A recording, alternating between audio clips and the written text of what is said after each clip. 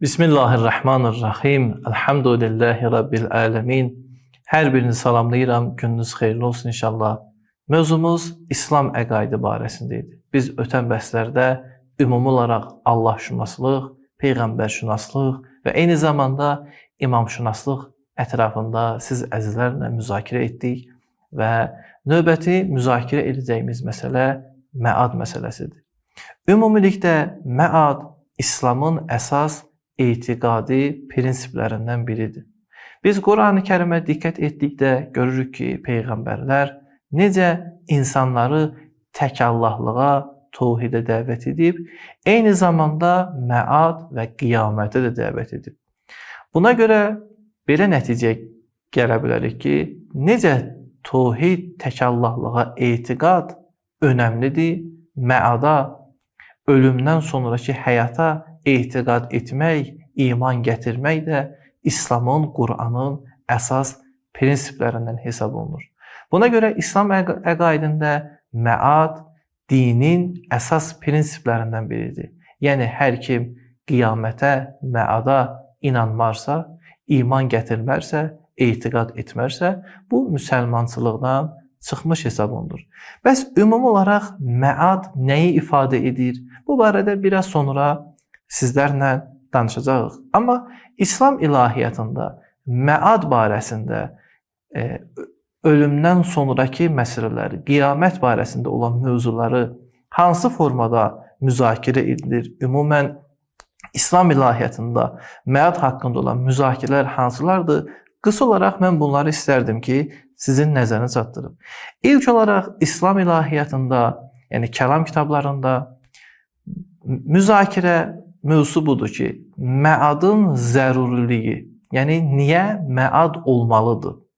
Niyə insan öldükdən sonra yenidən dirilməlidir? İkinci məsələ məadın mümkünlüyüdür. Yəni ümumən dirilmə mümkündürmü? İnsan öldükdən sonra dirilə bilərmi? Və yaxud qiyamətdən sonra insan harada olacaq? Qiyamət necə baş verəcək? Bu kimi məsələlər. Digər məsələ isə məad cismanidir yoxsa ruhanidir? Yəni insan ki, biz deyirik diriləcək, onun bu cismi diriləcək yoxsa ruhu diriləcək? Eyni zamanda həşr və nəşr necə baş verəcək? Yəni dirilmə necə baş verəcək? İnsanlar, məsələn, neçə min illərdir insan fərz edək ki, qəbirdə dəfn olunub, onun sümükləri aradan gedib, bəzən yanıb, bəzən hər hansı bir okeanda itib batıb. Bu insanın dirilməsi hansı formada baş verəcək? Hesab və mizan nədir? İnsanın əməlləri qiyamət günü çəkiləcək, bunun mənası nədir?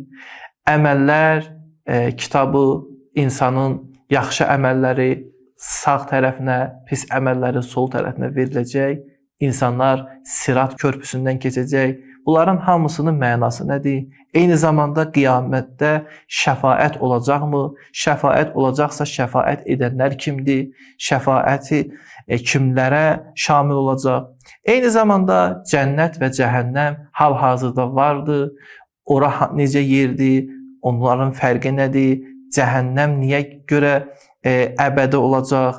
Və məadla bağlı digər məsələlər əsasən İslam ilahiyyatında məad altında və yaxud axirətə qayıdış və yaxud ölümdən sonra bu ad altında müzakirə olunur. Mən istərdim ki, qısa olaraq məad anlayışına toxunum. Məad sözü bildiyiniz kimi ərəb dilindədir və əvadə sözündən götürülüb, mənası qayıdışdır. Bu məadı biz 3 formada başa düşə bilərik. Məad, məsələn, ilk olaraq əvvəlki vəziyyətə qayıdış və yaxud qayıdışın baş verdiyi zaman və yaxud qayıdış baş verdiyi məkan. Yəni, məad ya əvvəlki vəziyyətə qayıdış, ya hər hansı bir məkana qayıdış və yaxud hər hansı bir zamanda qayıdış. Buna görə də ümumi olaraq İslam ilahiyyatında məadı ümumi olaraq belə tərif ediblər ki, insanın ölümündən sonra yenidən dirilməsi, ruhunun bədənə qayıtması və qiyamət günü əməllərinin hesab olunmasına məad deyilir.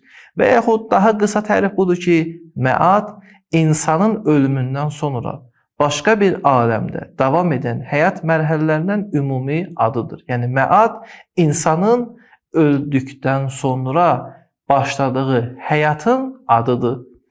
Qur'an-ı Kərimdə məad bu mənada keçmir, lüğəvi mənada keçir, yəni qayıdış yer. Amma bu məsələni bildirən müxtəlif adlar var. O adların ən məşhuru qiyamətdir. Qiyamət məadın adıdır. Bu mənada İslam ilahiyyatında qiyamət iki formadadır. Bir ümumi qiyamət var, yəni dünyanın sonunda hər bir canlı ölümü dadacaq, Allahın huzurunda hazır olacaq.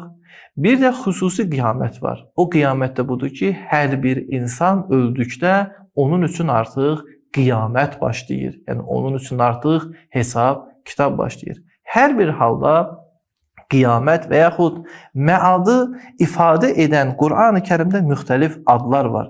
Məsələn, yevmül axir, son gün və yaxud əl-axirət, axirət və yaxud yevmül cəm, toplanma günü, yevmül qiyamə, yevmüddin, yevmül həsrət, yevmül fəsl. Bunlar hamısı qiyamət və yaxud məadın adıdır. Təbii olaraq bunun da hamısı onu göstərir ki, Allah Teala bu adlarla qiyamət səhnəsinin reallığını, həqiqətini istəyir bizim gözümüzdə canlandırsın. Yəni bunların hamısı qiyaməti ifadə edir, amma cəhətləri, xüsusiyyətləri fərqlidir.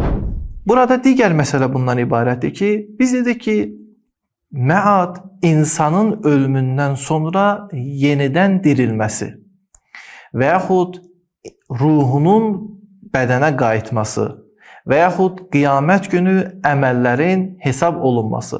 Bütün bunların üzərində biz diqqət etsək, müxtəlif suallar çıxır.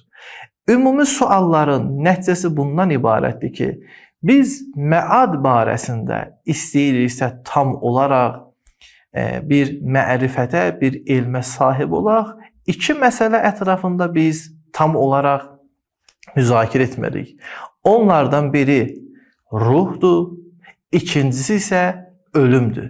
Əgər biz ruh və ölüm məsələsini İslam məarifi çərçivəsində, Quran məarifi çərçivəsində doğru düzgün müzakirə edə bilsək, bir sıra şübhələr və yaxud bir sıra suallar artıq öz cavabını tapmış olar. Niyə görə?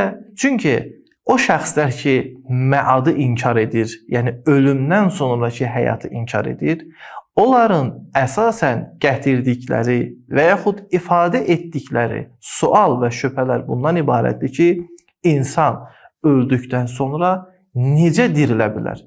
Diqqət edin, bunlar hər hansı bir dəlil gətirmir ki, bu dəlilə əsasən məad olmayacaq. Məadın baş verə biləcəyini imkansız bilirlər və yaxud onu tam olaraq həll edə bilmirlər. Əgər biraz buna diqqət etsək, görürük ki, əsl etiraz yenə məadın özündə deyil. Əsl etiraz budur ki, bu insanı ölmüş görür, ondan artıq həyat alınıb və bu öz düşüncəsinə əsasən, zənninə əsasən bu bir halda ki, həyatını itirib, yenidən necə həyata qayıdacaq? Yenə də bu sualı, şübhəsi insanın ölümünün necəliyinə və yaxud insanın ruhu barəsindədir. Buna görə biz növbəti müzakirəmizdə inşallah ölüm və ruh barəsində siz əzizlərlə müzakirə edəcəyik. Əssalamu aleykum və rəhmətullahi və bərəkət.